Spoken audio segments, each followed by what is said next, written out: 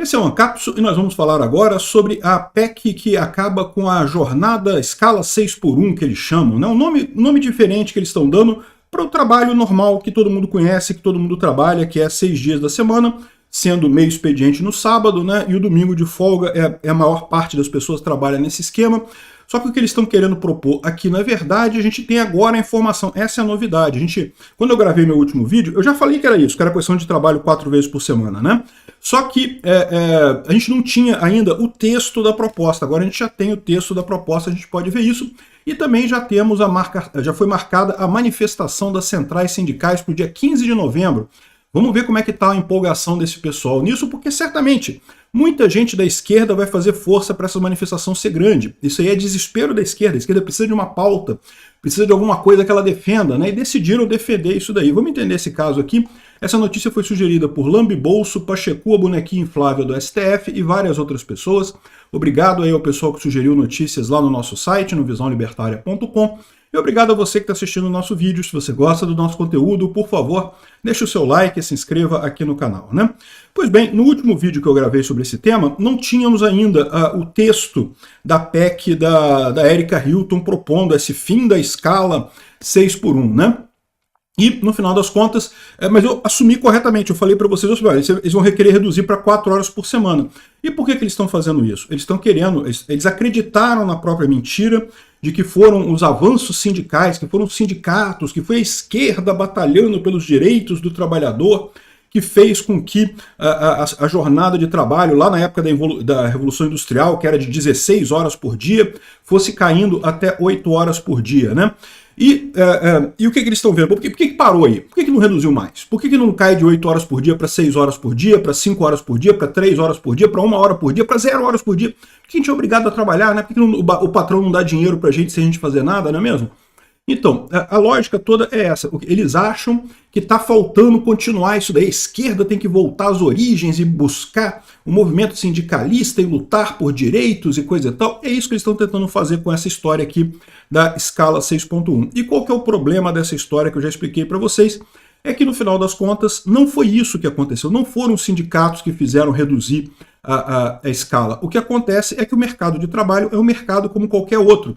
Da mesma forma que as empresas melhoram seus produtos para tentar convencer mais clientes a comprarem os seus produtos, as empresas também precisam oferecer empregos bons para atraírem os melhores profissionais, né?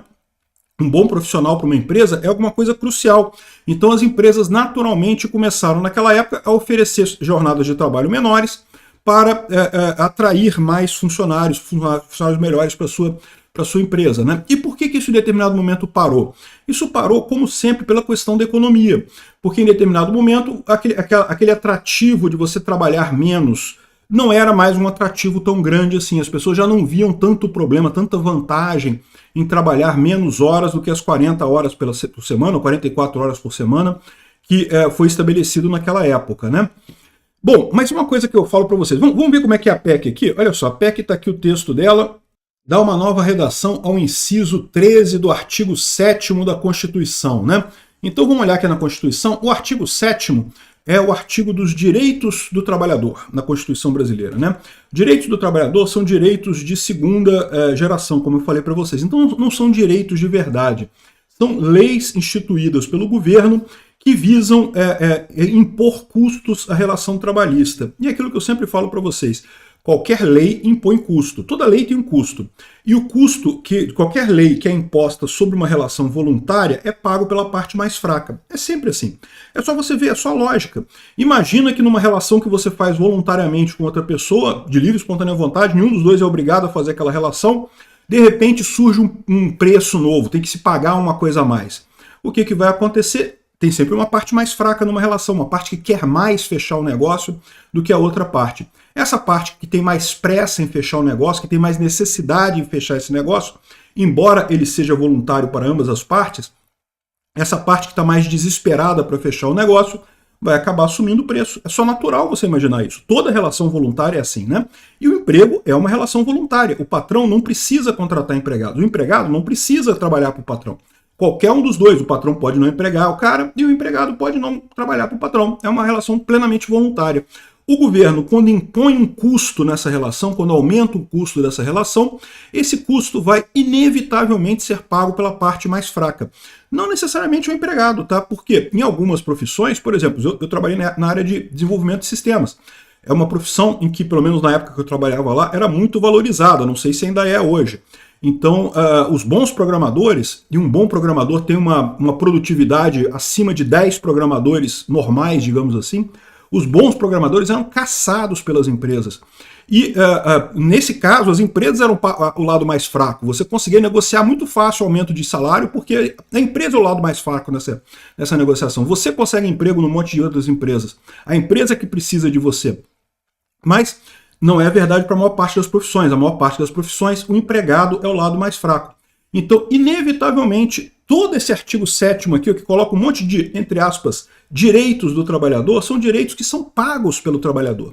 Ele recebe menos de salário para bancar todos esses, entre aspas, direitos que estão aqui, como eu já expliquei. Se tiver alguma dúvida sobre isso, tem um vídeo meu lá no canal Ancapsu Classic chamado Sem Governo, Quem Vai Proteger os Trabalhadores, em que eu explico exatamente por que a CLT é um monte de custo, não tem nenhum benefício ali, não tem nenhum direito de trabalhador ali. Só tem custos e que esses custos são todos pagos pelo trabalhador, no final das contas, né?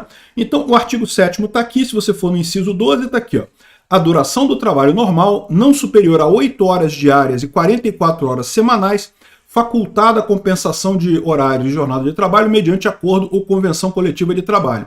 Então, isso daqui é a duração do trabalho que foi dada, né, na Constituição brasileira. A CLT reflete essa duração máxima do trabalho. Ou seja, o que diz aqui é: ninguém pode contratar ninguém por mais do que 8 horas por dia, nem mais do que 44 horas por semana. Essa é a observação, né? E é lógico que aí a única alternativa que você tem é trabalhar 5 dias na semana, 8 horas por dia, dá 40 horas, e um meio expediente. Ou então trabalhar 5 dias 4 dias com expediente integral e 3 meio expedientes, né? Enfim, pode ter outras alternativas aqui, mas mas tem que ter um dia de folga, tem que ter um domingo de folga ou um dia de folga.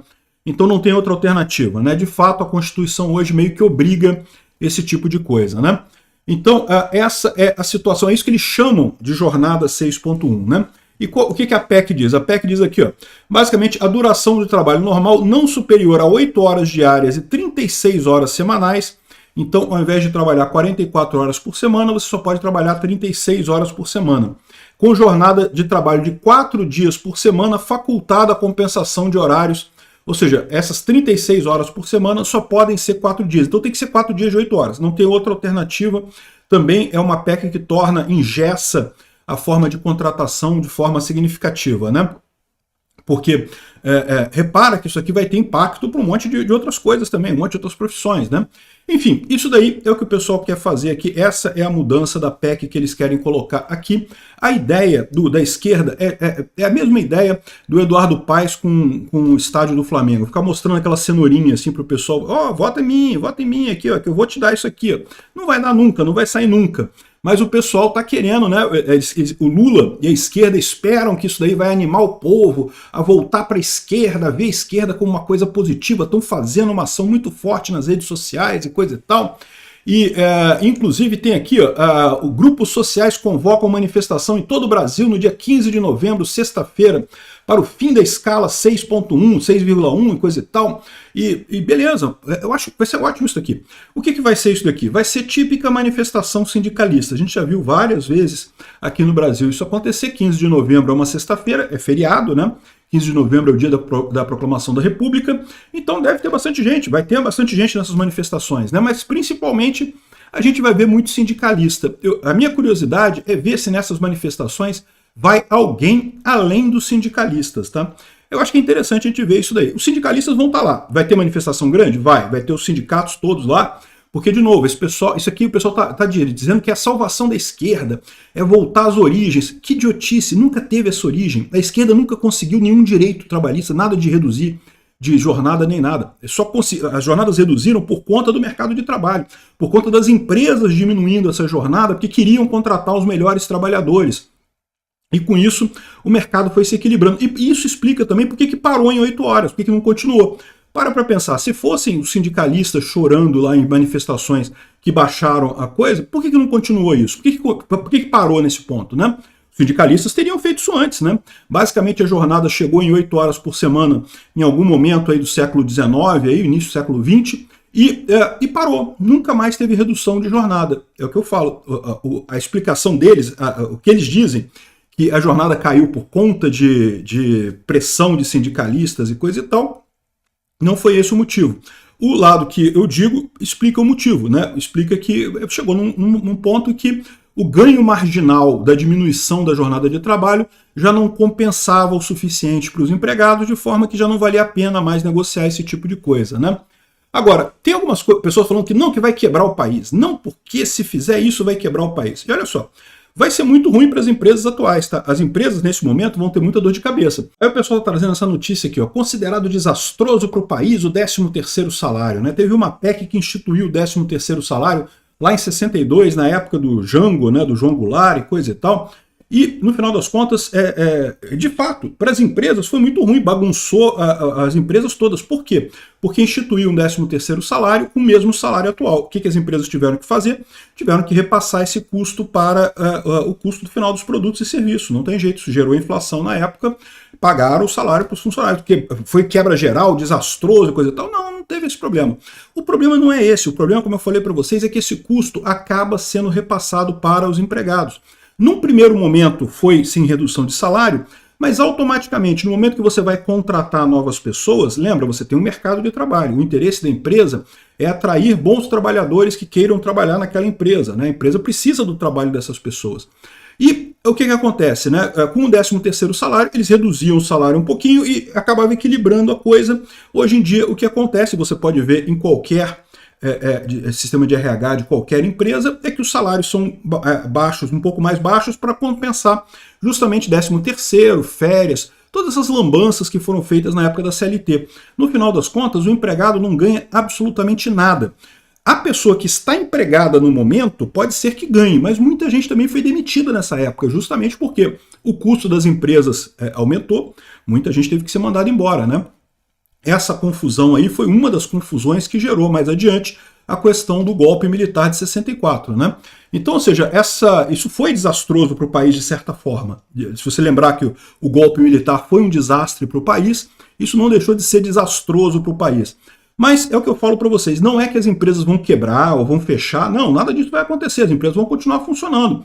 O que vai acontecer são esses dois fatores, né? Com o tempo, o salário vai descer mais um pouquinho para compensar essa redução do horário de trabalho, que é o que vai acontecer. E o que vai acontecer também? Como a gente sabe que os empregados, que as pessoas não têm problema de trabalhar 8 horas por semana, elas aceitam isso. E por que eu digo que aceitam? Porque as empresas não podem oferecer menos e contratar pessoas melhores, não faz diferença para a pessoa um período de trabalho menor. No final das contas, essas pessoas vão acabar obtendo outro trabalho, vão ficar trabalhando em 2 lugares ao mesmo tempo para compensar a renda delas. Ou seja, esse tipo de situação não vai resolver problema nenhum, só vai piorar a situação do empregado, vai dificultar mais a situação do empregado e vai forçar ele a ter mais empregos. Em certo sentido, isso vai acabar até ajudando do ponto de vista da liberação econômica, pelo fato das pessoas terem mais incentivos ainda de fugir da CLT nesse caso, né? Então, eles falam aqui, mas a economia vai falir. Falaram isso na abolição da escravidão. Olha só, a abolição da escravidão é outra história. A escravidão é totalmente antiética, fere a ética libertária, então tinha que acabar a abolição mesmo, não interessa a consequência disso, eu concordo neste ponto. Agora, o resto todo, instituição do salário mínimo. No final das contas, o que causa a instituição do salário mínimo é o aumento dos desempregos entre os jovens, a gente já explicou sobre isso, inclusive eu falo lá no canal Ancapsu Classic, quem precisa de salário mínimo, como é que é? Não, salário mínimo ajuda o trabalhador, é o nome do meu vídeo lá, né? Criação do FGTS. Quem paga o FGTS é o empregado também, meu amigo. Hoje em dia, todos esses direitos acabam sendo pagos pelo empregado. É o que eu falo para vocês. Esse é o ponto correto de ver a coisa. Esse tipo de PEC, se passar, vai ser ruim para as empresas? Vai. No primeiro momento, vai causar uma desorganização enorme. Mas no segundo momento, logo em seguida, o que vai acontecer é que vai todo mundo se equilibrar com um salário mais baixo um pouquinho. Mais uma vez, vai ser um direito trabalhista que vai ser pago pelo próprio empregado, como todos os direitos trabalhistas são pagos pelos próprios empregados no final das contas. Uma lei que coloca um custo sobre uma relação voluntária é paga pela parte mais fraca dessa relação voluntária. É uma coisa óbvia, é uma lei óbvia. Obrigado por assistir o vídeo até o final. Além de curtir, compartilhar e se inscrever no canal, considere se tornar patrocinador com valores a partir de R$ 1,99. Clique no botão Seja Membro abaixo para saber as condições e vantagens de patrocinar o canal. Mais informações sobre o nosso projeto, visite nossos sites indicados na tela.